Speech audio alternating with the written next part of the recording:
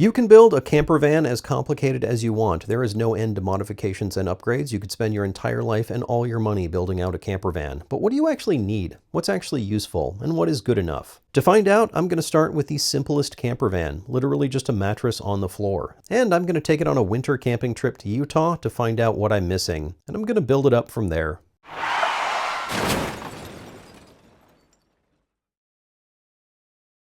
It's a new year, and that means it's time for me to take all of my half-finished projects, slide them to the side of the garage to be forever forgotten about, and start a new project. And this one is really exciting. A few weeks ago, a couple of friends and I went to Beverly Hills to look at buying a real Formula One car. One of the worst Formula One cars, and it doesn't have an engine, but we wanted to buy it, shove an engine in it, and take it to the track. And then I looked at how much money it was going to cost us to do this, and I looked at how much money I make doing this whole YouTube thing, and I bought a van instead. And I will be turning this van into a camper van. Now, to my knowledge, this has never been done before. Nobody has ever turned a van into a camper. Now, I didn't research to see if this had been done before. I didn't search for previous camper vans. I've never even been on the internet. I can just assume that I will be the first one. Okay, so after some cursory research, it does seem that I am not the first to think of this. In fact, literally everybody has done this. This may actually be the most common vehicle project on all of YouTube, but I'm going to do it a little bit different. I'm going to do as little as possible while still doing it correctly. I'm calling this Project Minimum Effort. The reason I picked this project up is because it already does everything I need it to. It tows almost 10,000 pounds. I can sleep in it by simply taking the mattress out of my 4Runner and throwing it in the back. And with my normal camping things, I can sleep, cook, shower, and do all of the camper van things. So all the upgrades are totally unnecessary, which are the only kinds of upgrades that I like to do. On this first episode, I'm taking a road trip to Utah, camping in the van with only a mattress on the floor in the back and my usual camping gear. And on the way, I can figure out what I need to add and what I want to add to make a minimum effort camper van.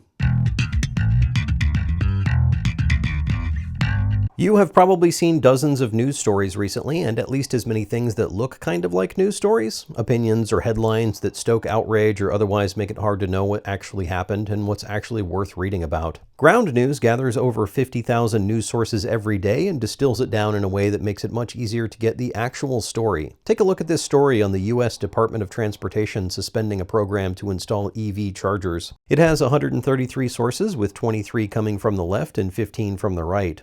61% of the sources are from media conglomerates, while 10% are from independent sources. You can see at a quick glance that the right-leaning sources focus on the inefficiency of the program, while the left-leaning sources point out that the original bill was bipartisan. There is often a very different focus coming from the right and the left-leaning sources. Often one side won't even report on a story. Ground News has an awesome feature called Blind Spot that can help you break out of your echo chamber by showing you stories disproportionately reported by one side. I like Ground News because it strips away the biases, the outrage, the veiled opinions that permeate the news. Ground News is the only place where you can get this kind of news analysis. Go to ground.news/superfastmatt to subscribe through my link for 40% off unlimited access with their Vantage plan, the same plan that I use. By subscribing, you are directly supporting an independent platform on a mission to restore facts, transparency, and trust in the news.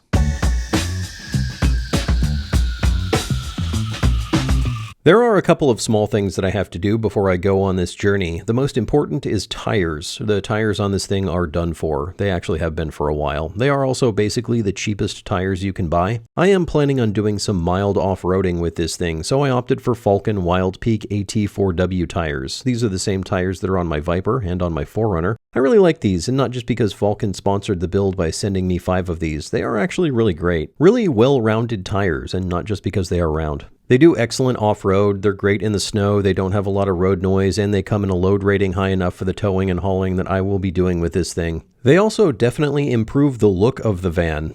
By the way, I realize this is the dorkiest looking vehicle of all time. The low roof version looks okay, but this high roof edition is just goofy. It looks like that friend we all have who's not a bad looking guy, but he decides he needs to wear a stupid hat all the time, totally unaware that it makes him look like a huge dork. This is a Nissan NV 3500 van, and it is perfect for Project Minimum Effort because Nissan also approached this with minimum effort. The interior looks like a vehicle from 20 years before this was made. The seats are manual, the HVAC controls are minimal, the rear view camera looks like it was repurposed from a 70s moon rover. There is nothing fancy at all about this. It is a work truck in van form. Not exactly sure what it was used for before I bought it, but we decided to remove the meat hooks from the wall and this floor padding that is stained with what I can only assume is blood. We're also going to remove the metal wall between the driver compartment and the rear. This is noisy on the road, and I'd like to be able to crawl in the back from the driver's seat. We also pulled off these wall panels for now. I will need some sort of wall covering to make this look a little bit less like the murder van that it probably was, but for now, minimal effort. I power washed the back just to get rid of all the remnants of the previous owner. Found out the fenders like to hold water, so we had to vacuum all that out. But with those minimum preparations done, it was time to hit the road.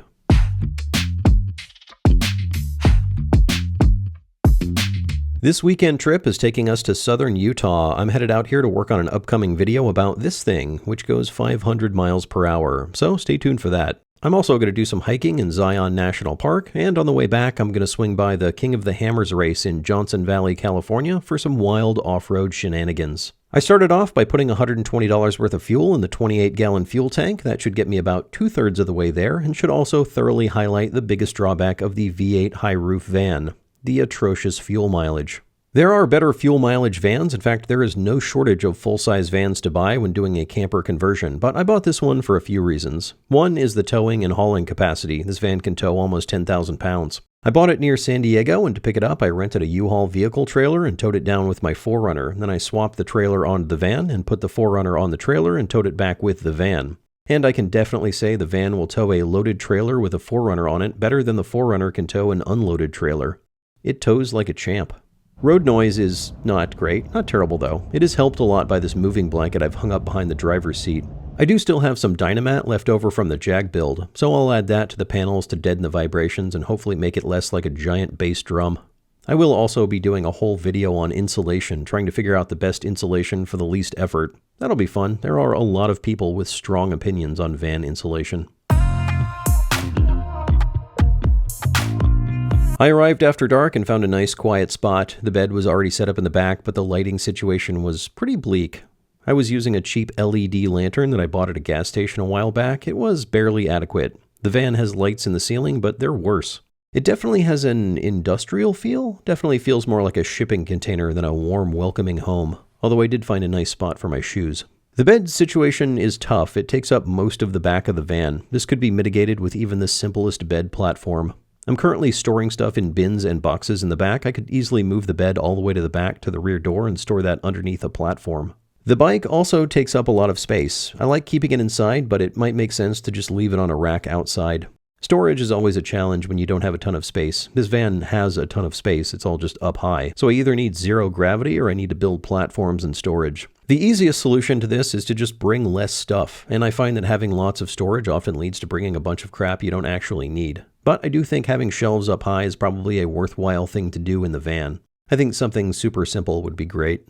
Morning was a challenge because while I was nice and warm under 3 blankets, my van was all of 38 degrees inside. This will need to be fixed at a later time because this day was for hiking.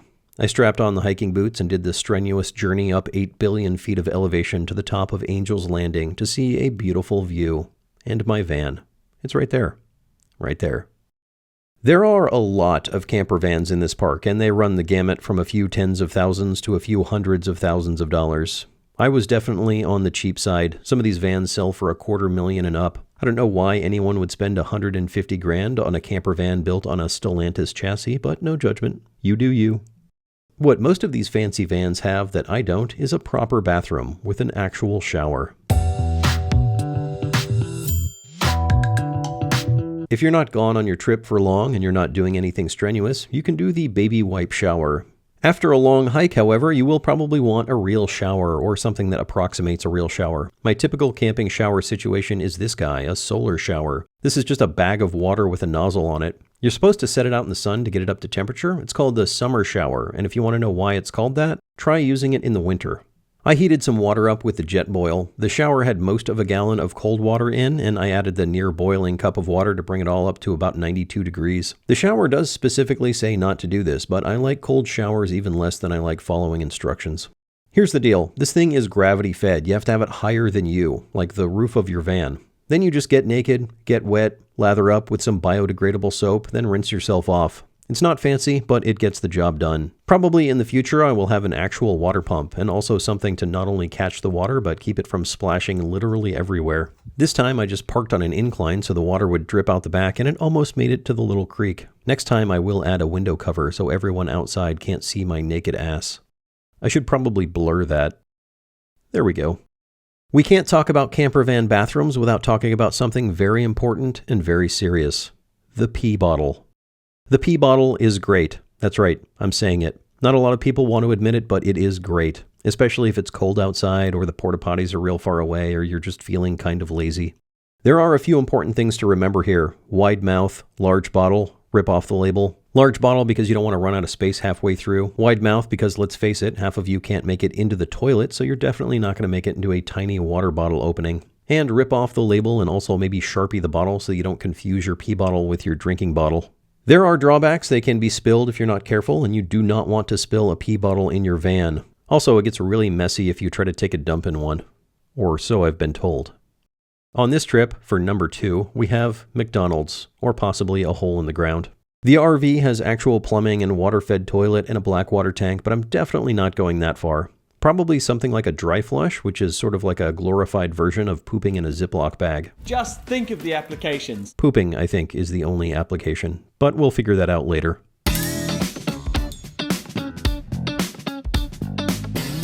After one cold night, I decided it was time to buy a heater, and I don't love it. This is the cheap solution, and it does the job. It is warm, but it smells bad when it's running. I don't really want to run it while I'm sleeping, and you have to turn it on and off yourself. There's no thermostat. I did get a carbon monoxide alarm while I was at it, because while it says indoor safe, there's nothing wrong with some peace of mind. The CO monitor crept up to about 50 parts per million while I was using the heater, so I cracked open a door, which helped with the carbon monoxide level, but let all the heat out.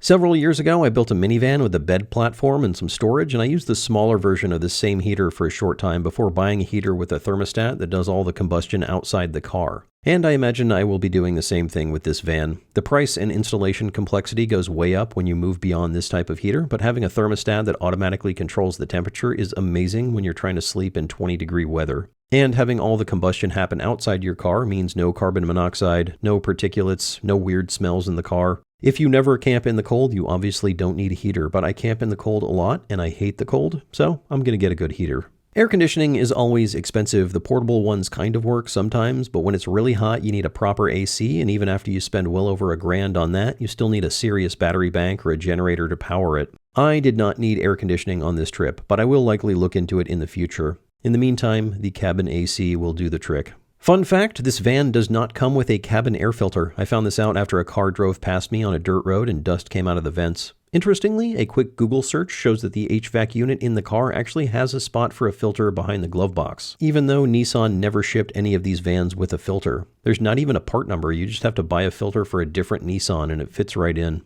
Weird choice, Nissan. I don't cook too much on the road. In fact, I didn't cook at all on this trip, but I do like to be able to. A lot of people will do the built-in stove and sink, but I think I'll just find a space for my camping propane stove, which I apparently did not clean the last time I used it. I will need a place to set it down, and that is a thing my camper is sorely missing. A table, or a shelf, or some kind of horizontal space that's not a bed. I think I'm going to build something like this, which I'm sure will cost me less than $3,000. Just a small table with a sink, a water pump, a clean and gray water tank below it, and some storage up top with a light. I always bring a folding table camping, and it's probably better to set it up outside to have more space, but it would be nice to stand up and make coffee and breakfast inside in the morning, so this will be nice. This will also help with my storage situation. The current situation is those boxes and buckets on the floor, which is not great. I need a place for my shoes, a place for my trash, and a place for 800 other things. There are some cubbies above the driver's compartment that probably need to be cleaned, but this is also a really bad use of space. So I might tie into the wall structure and make a larger shelf up here. I'll need to stay clear of the curtain airbags and also make sure it's strong enough that I don't have random stuff falling on my head when I hit a speed bump, but this seems like a good spot for storage. I need a place to eat and also do computer stuff that is not a mattress on the floor, so some kind of table. Maybe I could use this one that also hasn't been cleaned since the last time I went camping. And I'm out of space. This really highlights the problem with the bed. The bed needs to go away when it's not in use. Perhaps a Murphy bed situation or a bed that lifts up to the ceiling. This might be the most complex part of the build, but also fun because I get to design mechanisms, possibly with motors.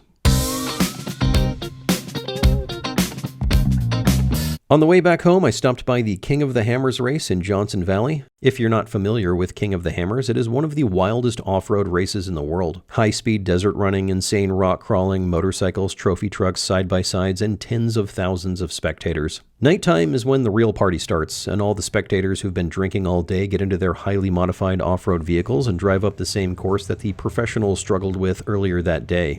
Meanwhile, all the other spectators climb up onto the rocks just out of the path, and sometimes directly in the path of some drunken redneck trying to be a hero in front of 3,000 other drunk rednecks. It is fantastic. Mix in fireworks, lasers, air horns, and the occasional fist fight, and it is a sight to see. Just keep your head on a swivel. I almost got ran over while getting this video. I imagine the medevac helicopter pilot has this place memorized.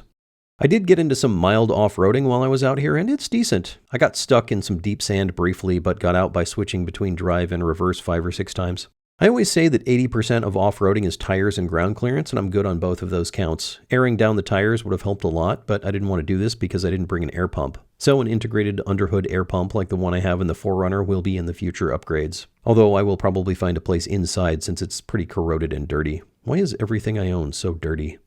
Nissan never sold this van with 4-wheel drive, but there are a few companies that do a conversion. There's not a lot of info about doing one yourself, but it's really just a matter of getting a transfer case to fit the transmission, mounting a diff up front, and connecting the dots with drive shafts. One of the conversion companies uses the Nissan Titan XD transfer case and the Nissan electronic switch. Apparently this will connect to the van ECU and even indicates 4 low and 4 high on the dash. But it does seem to have some secret sauce wiring harness to make it all work, so if I do this, I might have to use a manual transfer case. Anyway, that all seems like significantly more than minimal effort. You see how quickly a project scope spirals out of control? All in all, it was a good trip. Fuel mileage was better than I expected, coming in at about 15 on the highway and about 13 around town, which isn't great, but it's actually pretty close to what the 4Runner gets. And this trip was a good way to figure out some of the things I actually need to do to this van. Some sort of magic disappearing bed, a sink, a table, probably a better shower situation, some sort of fancy bucket to poop in. It is easy to get wrapped up in the details of building a camper van and all the little projects that go with it. It's fun to build things, I get that. But what this trip reminded me of was that the camper van isn't really about what's on the inside of the van. It's about getting you to a different outside.